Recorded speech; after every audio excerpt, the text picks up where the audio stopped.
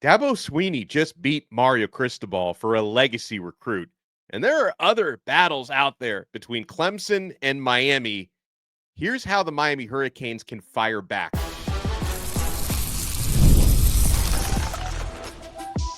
You are Locked On Canes, your daily podcast on the Miami Hurricanes, part of the Locked On Podcast Network, your team every day.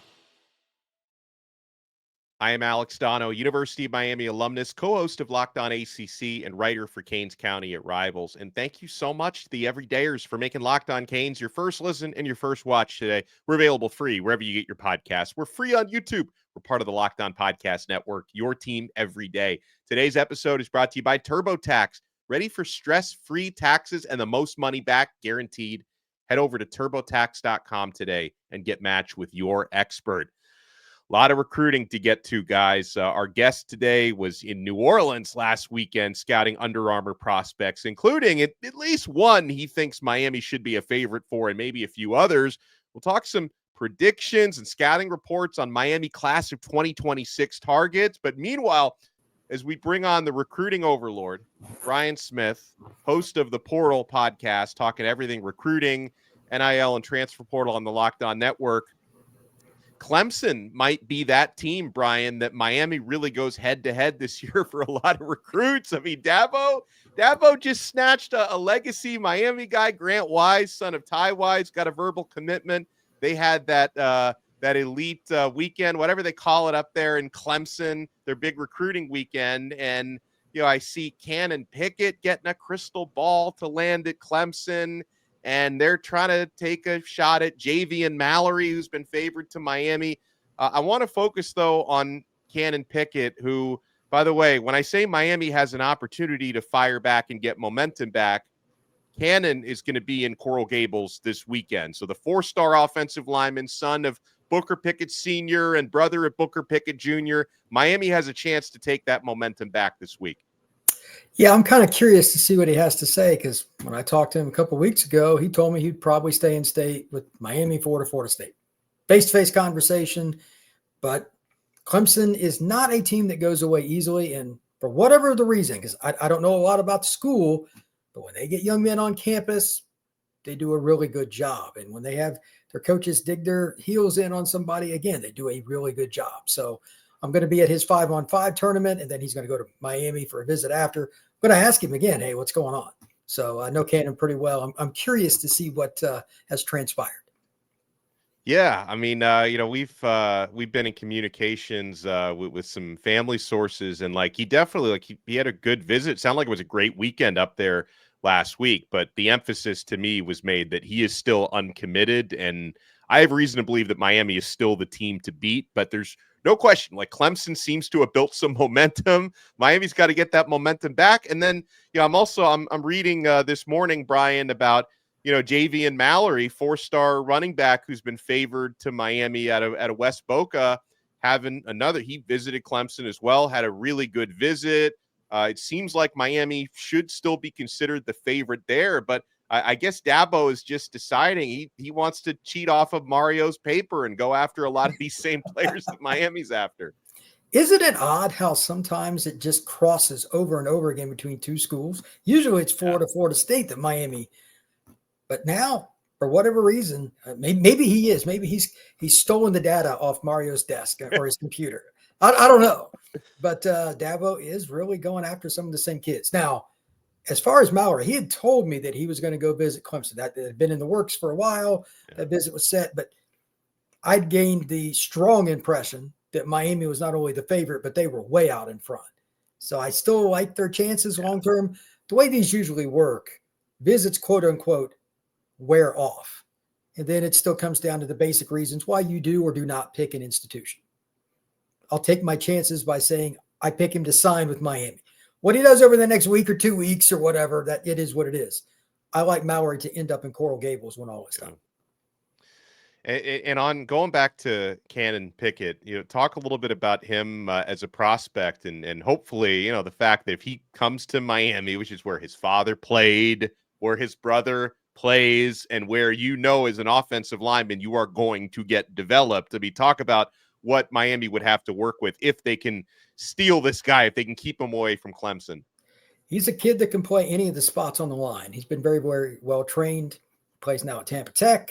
He's with my guy Ray at the Trench Academy in Tampa. He trains all the time. He's 6'4.5", 6'5", 320 pounds.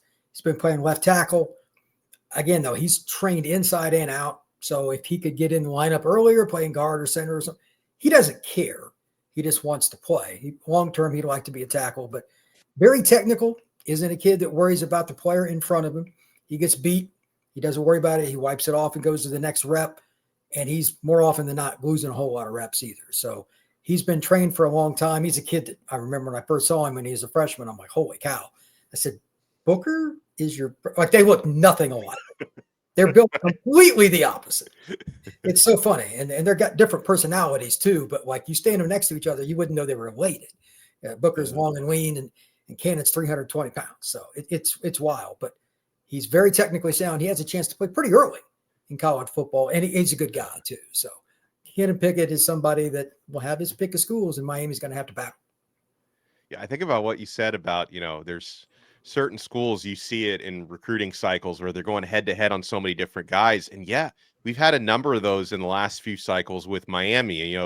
Two cycles ago, there was a lot of Miami versus Florida, when Miami was able to get guys like CeCe Maui Noah and Jaden Wayne. And then there was a whole Jaden Rashada thing where he was committed to everybody. And Cormani McClain, of course, I hate to bring his name up after all those burned bridges, but that was another one. And then, the last couple of years, there's been a lot of Miami versus Ohio State. Miami flips guys from Ohio State. The Jeremiah Smith battle that Ohio State won. So maybe Clemson is that school this year that Miami is going to go head to head with a ton of different guys. And of course, I think about the Grant Wise commitment to Clemson. I never really felt as strong of a link with Grant to Miami as I have for Canon Pickett to Miami. So the Grant Wise thing surprised me a little bit less than and Canon is uncommitted still. I want to make that clear. But if Canon were to commit to Clemson, that would surprise me more than the Grant Wise thing. But one of those things with Clemson, Brian, when they get a verbal commit from somebody, never say never, of course, but it seems harder to flip their guys. Now, Miami did get Ray Joseph a couple of years ago, who was committed to Clemson and then ended up. So it has happened before. But I know one thing, Dabo is he's very rigid on the whole, once you're committed here, you don't visit any place else, right? He's not as understanding as some other coaches are. So he basically tells you, if you're going to commit here, you got to shut down your recruitment elsewhere. And then the other thing, and I give Dabo credit for this, he started using the transfer portal a little bit, but his philosophy being hey, we're not going to recruit over you when you're here, and we're not going to bring in a ton of guys that play your position. I think that kind of makes it easier for Dabo to hold on to verbal commits because he spells it out pretty clearly, and he also lays down some ultimatums about taking other visits. I believe that that's part of the conversation and why Clemson oftentimes doesn't start necessarily like gangbusters. These kids want to visit if they're going to do that. He tells them. His staff says, hey, this is the way we do it here. So you got to make sure before you commit. So that may lead to a few more kids taking it, and that's cool. And I'm okay with that. What's interesting, I've had conversations with Clemson commits. It's not like other schools stop calling. They know that they risk losing their scholarship offer if they even take one unofficial visit. Clemson does not play. That's their philosophy. You can like it or not. They're rigid with it, like you said. As long as you're consistent, I may not completely agree with it, but I understand. So I'm curious to see if any of these kids do take more visits, because all the kids, they got Nahum Burroughs, they got Wise, they got some really good players. They got an offensive tackle from Ohio that Ohio State. They've got all kinds of players that are really good here in the last week. It's going to be really interesting to see if they can keep them in the fold, but it's not like Mario is going to quit recruiting them either. No, and hopefully we end up kicking Clemson's butt in recruiting again, because Miami has finished above Clemson in the recruiting rankings. I think the last 3 seasons in a row, Miami has finished with the top recruiting class in the ACC. We got to keep that rolling. So when it comes to Mario versus Dabo, I will be in Mario Cristobal's corner on this. And man, we have a lot more to talk about here with the recruiting overlord, Brian Smith, who is with us. An offensive lineman, local, who is strongly being linked to the Hurricanes, plus a receiver who just was predicted by Steve Wiltfong to land in Miami. You guys want to keep it locked. We're only getting started here on this brand new episode of Locked On Canes. It is tax season, my friends, but you shouldn't stress or fear. Why would you when you have TurboTax? Taxes was waiting and wondering and worrying if you were going to get any money back. And then waiting, wondering, and worrying some more. Now Taxes is matching with a TurboTax expert who can do your taxes as soon as today. An expert who gives your taxes their undivided attention as they work on your return, while you get real-time updates on their progress so you can focus on your day. An expert who will find you every deduction possible and file every form, every investment, everything with 100% accuracy. Also, you can get the most money back guaranteed. No waiting, no wondering, no worries. Now, this is Taxes. Get an expert now on TurboTax.com. Only available with TurboTax Live full service, real-time updates only in iOS mobile app. See guaranteed details at TurboTax.com/guarantees. Thank you for making Locked On Canes your first listen and your first watch today. Got the recruiting overlord, Brian Smith, with us. So, Brian, I want to talk about South Ridge interior offensive lineman. I've seen a lot of tape of him playing center. Ryan Merritt, who has been strongly linked to Miami. I've heard got Miami fans in the family, maybe including Ryan himself, area player. And, of course, anytime Mirabal and Cristobal identify an offensive lineman as a guy that they want, I trust their evals a lot. And another thing that I like about Ryan Merritt, same thing. I said this about Ben Congdon last week, who Miami landed a commitment from. And I will double this down on Merritt. Young man just won a state championship as a heavyweight wrestler. And to me, when you can get offensive linemen who are also state championship caliber wrestlers, those are the guys that I want protecting my quarterback, because when that's your other sport, wrestling produces the toughest SOBs on the planet, not to mention all of the carryovers with leverage and toughness that come into that. So, you know, if you could tell me that a potential offensive lineman in the class is also an elite wrestler, sign me up for that. What can you tell us about Ryan Merritt from Southridge? Well, your point about him being a tough SOB is very, very accurate. His film bears that out.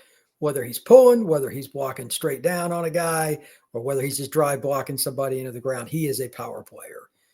Miami Southridge is not playing against a bunch of chumps either. It's obviously the Miami Public League. So playing against tough competition, that's very important. It's hard to grade some of these big guys when they're playing like 1A or 2A ball. He is not. So I'm curious to see how that translates to the next level. I assume that he will play center, but he could play guard as well. And again, like you said, the thing that is very noticeable is his leverage. He plays low. I really think that is a partial impact from the wrestling repertoire that he has. So if you get too high in wrestling, you get smacked around pretty quick. You don't win state titles that way. That's right. You know, and he's in Florida, so he's going up against really good athletes in wrestling too. So I'm curious to see if his recruitment changes at all. Miami's involved. Who else comes after him? Centers are hard to find because not a lot of guys want to play it. It's hard. You're going up against somebody that's very talented in front of you, and you've got to snap. So I think that his value is probably a little bit higher than what he's ranked in the recruiting services.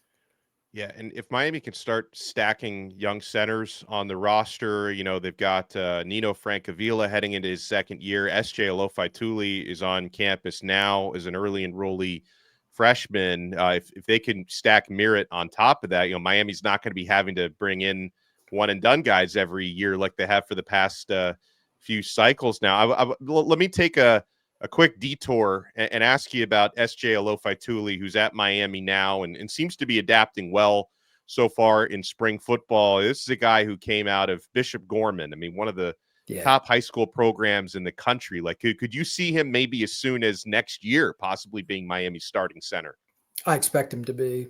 He's a very, very rare player. The first time I saw him, it was at Future 50 in Bradenton on IMG's campus, and even against elite competition, he was definitively the best pass protector as a center. Uber rare. Now, Gorman does a tremendous job as a high school football program. No question. They always have multiple guys up front. They're going to play at the college level. But kind of like Ryan Merritt and some other guys that have used wrestling or whatever, He plays with pad level and he plays with tenacity. He mix ups how he tries to pass set. He's been schooled. So add that to Miami having Mirabal, who's a very good O-line coach. That's no secret. He'll at least be in contention. Now, Breakavilla and somebody else, I don't know, but I'll take SJ because I've just seen how well he is in a major setting against guys that are bigger, stronger. It didn't matter. He was dominant. His technique is just a different level. So I think he'll ascend very, very quickly. Going back to class of 2026 recruiting, a player we've spoken about before is Chaminade receiver Jason Lopez, who, since we last spoke, he had a really good visit to Miami to watch a spring practice late last week on Friday, and has even gotten a Fong bomb, a Steve Wiltfong prediction for Jason Lopez to pick the Hurricanes. I mean, is Miami a clear front runner in your eyes? Any idea who maybe even like running second or third for him? When I spoke with him at Miami Under Armour, he's kind of playing it out. I told him I knew he'd visit Miami, and he's just waiting for offers. Ironically, about the only offer he doesn't have right now is Syracuse. They've offered everybody else in the state of Florida. He told me that. I thought that was odd. But he was elite at Miami Under Armour again. He makes guys look really, really bad. His technique is phenomenal. So I don't really care about the offer list. If I had to pick, it would be Miami, but he's still trying to figure it out through spring. And Chaminade obviously will have about every major college run across their campus at some point this spring. Let's see what his visits are, but right now the Canes are probably the leader in the clubhouse. Can you give me anything on his teammate Derek Cooper, the 4 or 5 star running back athlete, 4 or 5 star depending on which you look at? I know he's a 5 star on Rivals, 4 star on some others. I know when we last spoke, it was I think early last week. You mentioned probably considered Georgia to be the favorite, Miami maybe a close second. I've noticed that some of the sentiment seems to be turning towards Miami, that Miami might be a front runner. And Brian, it might have something to do with what you brought up last week. They're recruiting mom really hard. And I think everybody is, because his mom's going to have a lot of impact on that decision. Well, here's all you need to know. When he originally committed to Georgia, before he backed off, he didn't tell mom, and that didn't go over well. It probably wasn't Derek's best moment. Making emotional decisions, as we often do as teenagers, doesn't always work out the best. But Georgia's coming after him hard. That's the school he kind of liked here recently. So maybe he still ends up there. Maybe he doesn't. I don't know. But that's the school I heard last. I haven't heard anything in the last 7 days. But winning the mom battle has never been a poor choice. Absolutely. You're right. So, yeah. They usually prefer their kid stays closer to home and all that. Now, it's not as big a deal now with NIL because you can fly and stuff, but it's still more convenient to get in your car and drive an hour than it is to go to the airport and fly. So I don't know how that's going to play out, and I'm not sure Derek knows his time frame either. That's the other part to this. Does he make his decision this summer, or does he wait into the fall? I'm not sure from speaking to him about a week or so ago, but I don't think he's worried about recruiting right now. He's just kind of trying to get better. He's that rare guy that he's as good a player as there is in the country, and he still takes all the reps at every camp and all that. He's a great kid. Good to hear that. Another thing that happened since we last spoke on the show is the Miami commitment of Jalen Seatbelt Waters, former Florida commit who decommitted from UF several weeks ago. We knew Will Harris was instrumental in his original commitment to Florida. Will Harris is now at Miami. Jalen Waters made a visit, which I think was somewhat of a surprise. I'm not sure how many people expected him to be at last Friday's practice. He was there, ends up committing to Miami on Friday night. Do you think, because obviously this is someone who has been, he's already done, he's hit for the cycle already. He's been, was briefly committed to Florida State, was committed to Florida, now committed to Miami. I'm hoping this time around is different, and I'm hoping his relationship with Will Harris can kind of help keep this one locked in.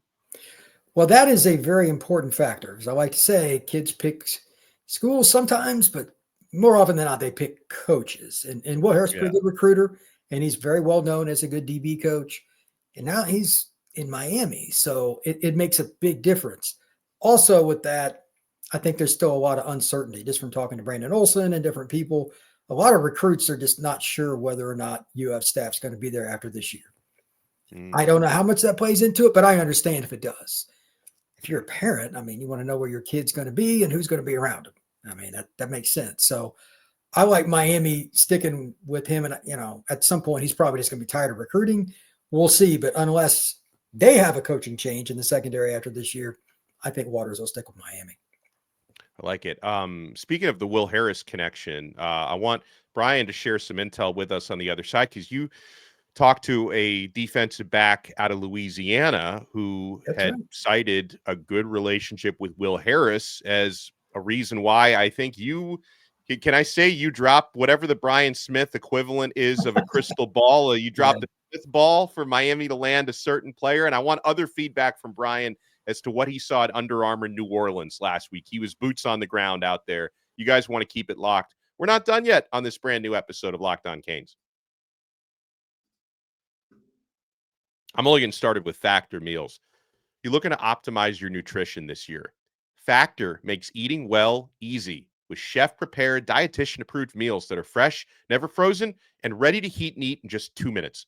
With 40 options across 8 dietary preferences every week, you can customize your meals to fit your lifestyle, whether it's Calorie Smart, Protein Plus, or Keto.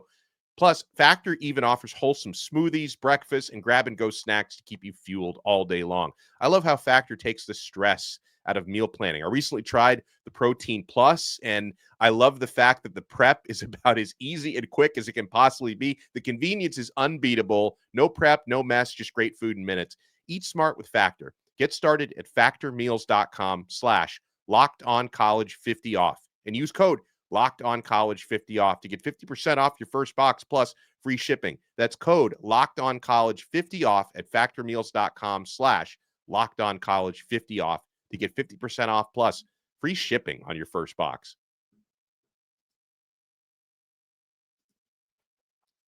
Thank you for making Locked On Canes your first listen and your first watch today. For your next listen, make sure you check out the Portal podcast. Brian Smith does an awesome job. It's a show. I was so excited when Locked On launched the show. Also excited about the choice of hosts, because as we know, the recruiting overlord does a great job talking all things transfer portal, NIL, recruiting, and you've been out, I think, at all the Under Armour camps, at least in this part of the country. Brian, you were at the New Orleans camp last weekend, and it seemed like there's a lot of interest in Miami in players from that part of the country.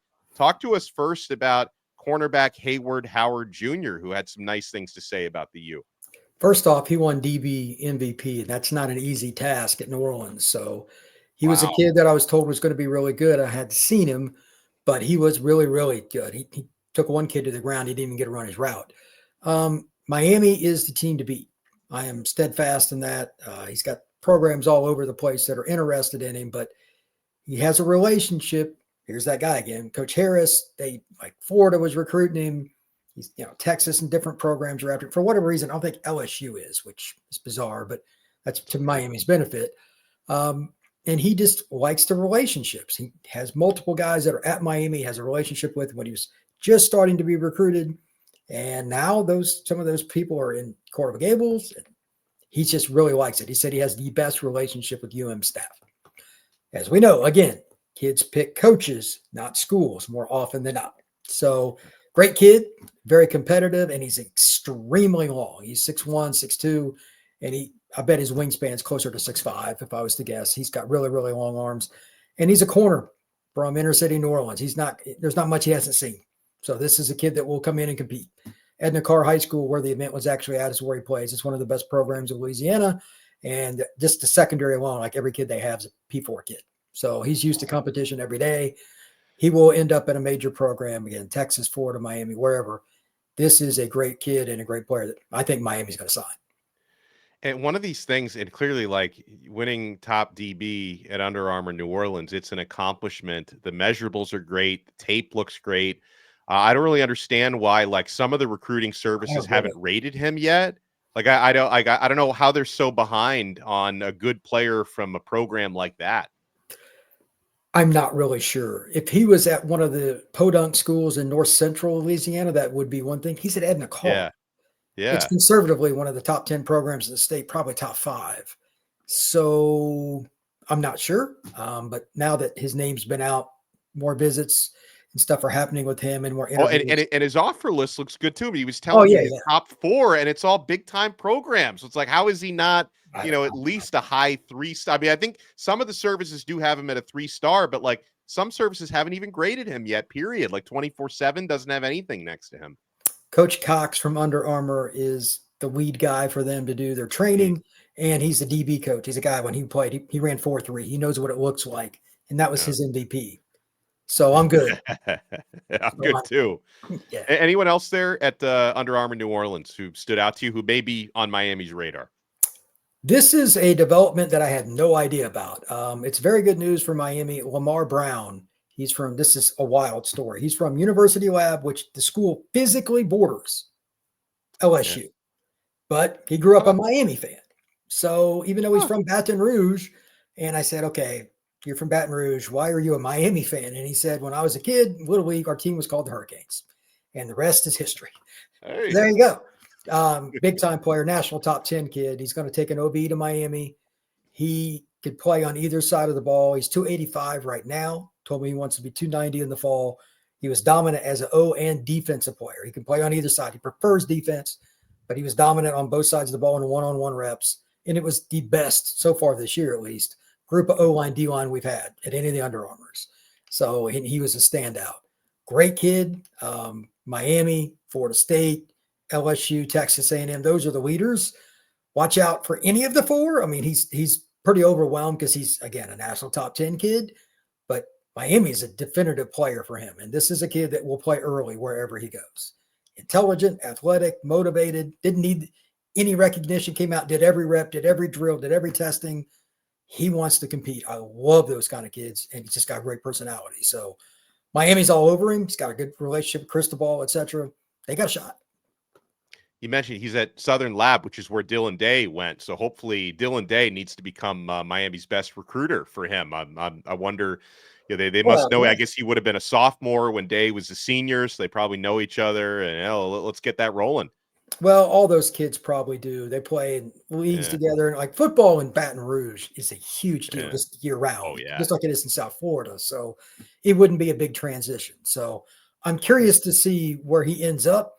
And again, Miami has a shot, but he's going to take his visits, and Lamar Brown will be a national recruit all the way through. I love it. Well, keep up the great work here. Brian Smith does an awesome job. Locked On Seminoles and the Portal podcast. It's one of the newest pods here on the Locked On Network, and it's really enjoyable. You guys speak my language on the Portal pod because I'm interested in all that stuff. So thank you so much to Brian Smith for taking the time. Thanks everyone for making Locked On Canes your first listen and your first watch today.